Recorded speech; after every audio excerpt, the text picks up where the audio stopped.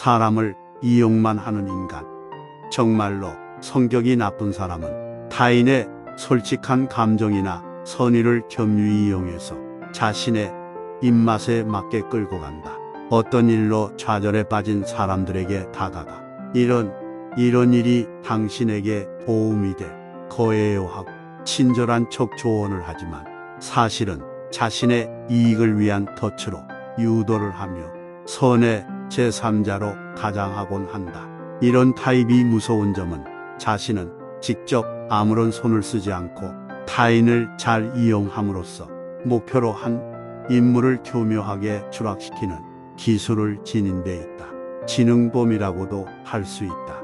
게다가 만일 그 악행이 주모자인 자신에게 쏠리게 되면 그 책임을 실제 행동한 사람에게 전가하는데 이때 언행이 너무나도 자연스럽고 단단하게 보인다.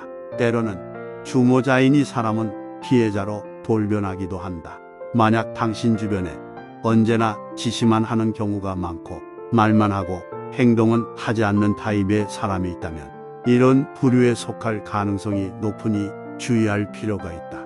자신이 하지 못하는 것이나 가지지 못한 것에 대한 심한 질투심이 있고 그것을 무시하거나 비아냥거리며 부정하는 사람이 있다. 자신이 아는 얄팍한 지식을 드러내놓고 그것을 모르는 사람이 있으면 그런 것도 모르는 게 말이야 하고 조롱하고 무식한 인간 취급을 하는 사람. 이런 사람이 주변에 있는 것만으로도 자신감과 적극성이 낮아지며 최악의 경우 자기 자신의 정체성마저 잃게 될지도 모른다. 만약 그런 사람들을 부모로 두고 있다면 더 말할 필요가 없을 것이다. 이런 사람들임을 눈치챘을 때에는 위험 인물임을 인지하고 되도록 거리를 두어야 한다. 타인의 비밀이나 정보를 아무런 주저함도 없이 흘려버리는 사람도 같은 부류이다. 만일 일상적으로 항상 그런 언행을 하는 사람이 주변에 있다면 그 사람과 절대로 말을 하지 않는 것이 가장 현명한 방법이다. 뒤통수에서 남의 욕을 하는 사람, 다른 사람의 험담을 늘어놓거나 쓸데없이 나쁜 소문을 퍼뜨리는 언행은 결코 칭찬받을 행동이 아니다. 하지만 진짜 나쁜 사람은 당사자 앞에서는 웃는 얼굴을 하고 있다가도 잠시 자리를 비운 순간 그 사람의 험담을 늘어놓는 타입이다. 특히나 악질적인 것은 자신의 마음에 들지 않는 사람을 음해하기 위해서 자신의 이익을 위해서 의도적으로 악의적인 거짓말이나 소문을 퍼뜨리는 사람들이다. 성격이 나쁜 사람과 부딪혀야 할 때는 이 사람은 뭔가 병에 감염된 고야라고 생각하는 것이 대처법의 하나이다. 상대를 대등한 입장이라고 생각하면 짜증도 나고 스트레스도 쌓이게 된다. 감정을 억제하기 위해서 저런 성격은 병이 원인이라고 생각하게 되면 더욱 잘 참을 수 있게 된다. 그것을 고치는 데는 물론 많은 시간과 노력이 필요하다. 대등한 위치에 두지 말고 부처님과 같은 따뜻한 시선으로 지켜본다는 자세로 임하는 것이 득이다. 반면교사로 삼아 관찰하는 것도 방법이다. 영원한 막장 드라마에서나 나올 법한 성격의 사람을 간혹 실제로 마주하는 경우가 생긴다 하지만 그것도 뭔가 의미가 있는 것일지도 모른다. 그 속에서 자신이 느끼지 못했던 자신의 잘못을 발견하게 될지도 모르는 것이다. 어쩌면 악여군이 세상에서 선한 사람들이 반면교사를 삼을 수 있도록 심어놓은 메시지일지도 모르는 것이다. 할 수 있다면 평생토록 미치광이 같은 나쁜 놈들을 안 만나는 것이 최고이겠지만 직장이나 주변에서 의외로 높은 확률로 이런 사람들과 조우하게 된다. 성격이 최악인 사람들을 대하는 대처법 중 하나는 되도록 거리를 두어야 한다는 것이다. 가장 좋은 것은 관계를 완전히 단절시키는 것이지만 가족이나 직장 상사, 동료 등 피치 못하게 얼굴을 보고 살아야 하는 경우가 있으므로 현실적으로 어려울 것이다.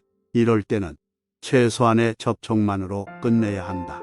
충돌이나 간섭 싸움은 피하는 것이 좋다. 그리고 조심해야 할 것은 실수로라도 상대의 성격을 고쳐보겠다는 등의 생각은 품지 않는 것이 현명한 것이다. 이것은 당신에게 최대한의 스트레스를 가져다 줄 뿐 아니라 정신을 차려보면 오히려 자신이 그 사람에게 조종당하게 되는 상황에 빠질 가능성이 생길 수 있다. 또한 너무 티가 나도록 부자연스럽게 회피하거나 무시하는 등 돌연 서먹하게 구는 태도를 취하는 것은 나중에 트러블을 야기할 수 있는 원인이 된다. 그러니 되도록 자연스럽게 건드리지 않으면 똥이 묻지 않는다는 마음으로 실행해야 한다. 악성 질환에 걸렸다고 생각하고 지켜본다. 만약 그런 사람들로 인해 극심한 스트레스를 받고 있다면 그것은 어쩌면 그 자리를 떠나 새로운 것을 찾아보라는 인생의 새로운 전환기를 암시하는 것일 수도 있다. 세옹지마라는 말도 있듯이 악역과의 만남도 그 의미를 잘 생각해 보면 자신에게 도움이 되는 방향으로 길이 보이게 된다. 또 이런 사람들도 있다. 상대가 이야기할 때 귀 막고 듣는 사람 귀를 닫고 듣는 사람은 상대가 무슨 이야기를 해도 이미 자기 안에 답을 갖고 있다. 타협의 여지를 두지 않고 상대가 어떤 말을 해도 들으려고 하지 않을 뿐만 아니라 심지어 이야기를 계속 이어가는 사람을 갈보거나 없이 여기기까지 한다. 대화가 이어질수록 소통의 문은 닫히고 불통되면서 심지어 분통과 우라통이 터질 수도 있다. 빨리 이야기를 그만두고 자리를 뜨는 게 상책이다. 어떤 사람은 자신이 도움이 필요할 때만 찾아오는 사람이 있다.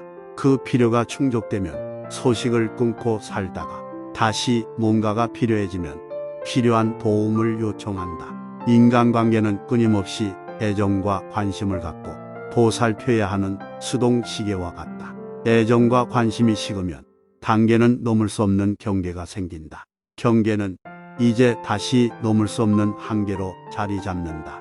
필요할 때 필요한 걸 부탁하면 필요한 걸 얻을 수 없다. 인간은 필요로 맺어지는 계약 관계가 아니기 때문이다. 필요로 맺어진 인간관계는 필요가 없어지면 인간관계도 끊긴다. 끊긴 인간관계를 필요한 게 생기면 다시 이어나가려고 하지만 이미 관계는 쉽게 넘을 수 없는 경계로 바뀌었기에 관계회복은 생각처럼 쉽지 않다. 필요 없는 사람은 없다. 다만 상대가 지금 필요하지 않다고 생각할 따름이다. 내 이익만 챙기는 나밖에 모르는 사람이 있다. 다른 사람의 아픔에 눈 감는 사람은 사람으로서 기본적인 윤리나 의무를 망각한 사람이다. 상대방의 아픔을 사랑하는 사람이 진짜 사랑하는 사람이다.